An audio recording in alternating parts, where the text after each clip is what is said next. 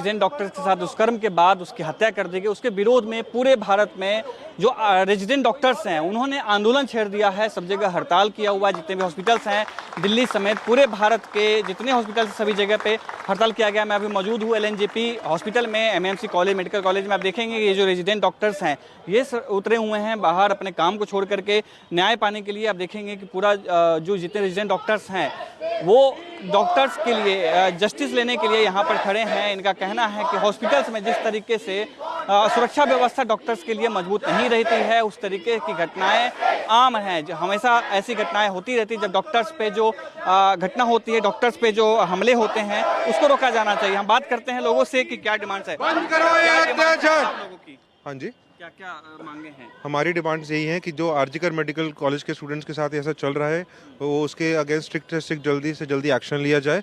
और जो एक हीनस क्राइम हुआ है ऑन ड्यूटी डॉक्टर के साथ, जो रेप और ब्रूटल मर्डर हुआ है, वो जो भी कल्प्रिट्स हैं उनके अगेंस्ट स्ट्रिक्ट से स्ट्रिक्ट और जल्दी से जल्दी उनको सज़ा दी जाए।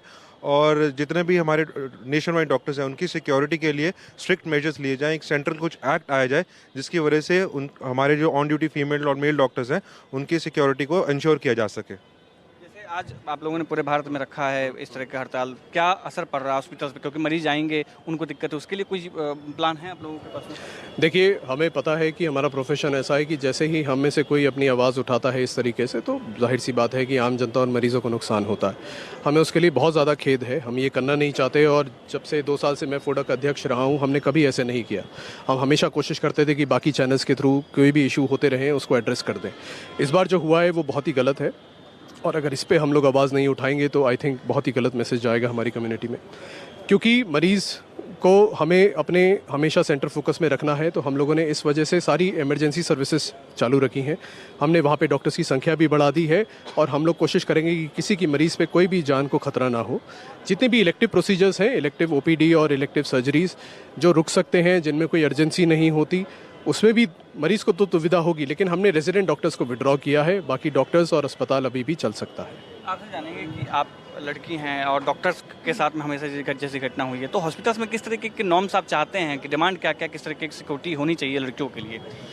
अगर कोई भी फीमेल डॉक्टर्स ऑन ड्यूटी हैं 24 आवर्स से ज़्यादा, तो एक उनके लिए डेजिग्नेटेड ड्यूटी रूम्स होनी चाहिए।